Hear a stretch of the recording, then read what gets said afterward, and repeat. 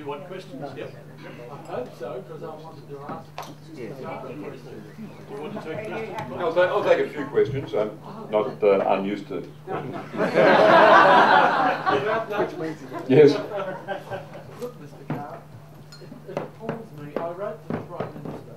I said to him, how can you have an immigration policy without a population policy? I got a nonsense reply, of course. What we need is people like you to talk to the decision makers. How do we blinking well get the message into them? Well, the things I was saying had an effect when I was Premier. When business groups went to Canberra to argue for a great ramping up of immigration policy, they came away and said, the people we talk to there keep referring to things you've said, and they're not prepared to take it on. To some extent, I lost the debate. I had a silly economist, Saul Eastlake of ANZ Bank, argue that because I was saying these things, migrants stopped coming to New South Wales and dragged our economy into recession. It was absurd. As if in these countries, the source of our migrants, people looking at the occasional intervention I was able to make on these immigration issues. I couldn't believe that anyone published anything as silly as Saul Eastlake's view. So it is, and in fact, the period I was Premier, our share of skilled migrants went up. So he was talking rubbish by any test. I just think you've got to put your case. The facts have not been put. There's a consensus that somehow our population's ageing. The author proves that that's wrong and that immigration won't alter it. Immigration doesn't alter it. There were 3 studies, I've always quoted this when I've written on this subject, we've got 3 studies that show increased immigration does not alter those ageing trends, and they're manageable ageing trends for Australia. They're quite manageable. It's not drastic, it's quite manageable. But we've been told it represents a crisis for Australia, and it doesn't. All you can do is put your case, and to keep putting it, to keep writing those letters, ringing up talkback radio, talking to journalists, quoting the wonderful things in this book, which is really a primer. This book is really a primer for people who want to engage in this argument. Peter Costello said, one for the mother, one for the father, and one for the country. What are your views on baby bonuses? Because that's the other side of population growth, and I'm a strong believer that families should limit their number of children to 2, consider having 1 ideally so the population goes down as well. And well, I believe in population stability. I think if there's one thing this world doesn't need, it's more humans. To add another 2 billion to the world population, or 4 billion to the world population by the middle years of this century is going to be fatal. It's going to be fatal for all the other animal life that occupies this planet, for the wonderful diversity of natural systems that we were gifted with, that is our gift from Providence. It's going to be fatal for the quality of life in countries like Kenya. Mark quotes Kenya. Ehrlich quoted Kenya in 1970.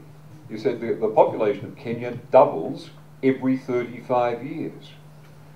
Women are trapped in poverty and abuse and ill health, very largely as a result of that. The Philippines, spectacular rate of population growth, and they can't, unlike other nations in Southeast Asia, they can't work and manage their way out of poverty.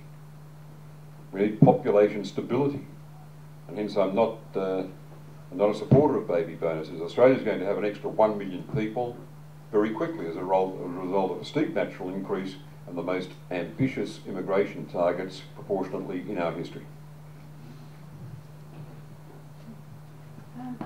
I love your comments on the influence of religious leaders on politicians and the fact that politicians are ignoring the whole problem of overpopulation. What role does religion play in this? Not much. I think it's mainly from the business community. The business community is saying, and they just repeat the conventional wisdom in their boardrooms, and they repeat the view we've got to have a bigger and bigger population. And it's the conventional wisdom out of the business community that represents the bigger pressure on politicians. I don't think religious leaders have been vocal on this, What about or the influential. question of birth control, though? You're talking about stabilising population. If religious leaders don't have an impact on behaviour, except perhaps in the Philippines, religious leaders, certainly in the Christian world, have not influenced what people actually do in real life. That's why Spain and Italy, despite the teachings of the church, have had population stability, pro-abortion laws, and access to contraception. I don't think they're an influence. I think it's a distraction. I think you've got business drawn to the idea that the one economic development strategy for Australia must involve a high rate of population increase. Economists have difficulty grasping that some things are limited. Soils, water, there are limitations here. Supply doesn't increase when the price goes up. Economists have a great deal of difficulty in seeing things outside their philosophy. Why has federal Labor not embraced those arguments? Because I don't think there's a debate. I don't think people have stood up to the conventional wisdom.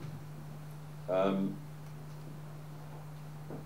think people in the Labor Party don't want to run the risk of being associated with Howard's crude anti-refugee line, or to be seen to be critics of multiculturalism.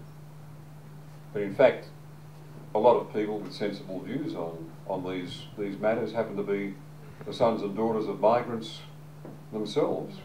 They've looked at this continent and can see that it's dried out, the soil's blowing in the air, the river's barely trickling all the way to Adelaide, severe chronic water crisis, and a country without the robust vegetation of other continents, not able to carry a population of 50 million.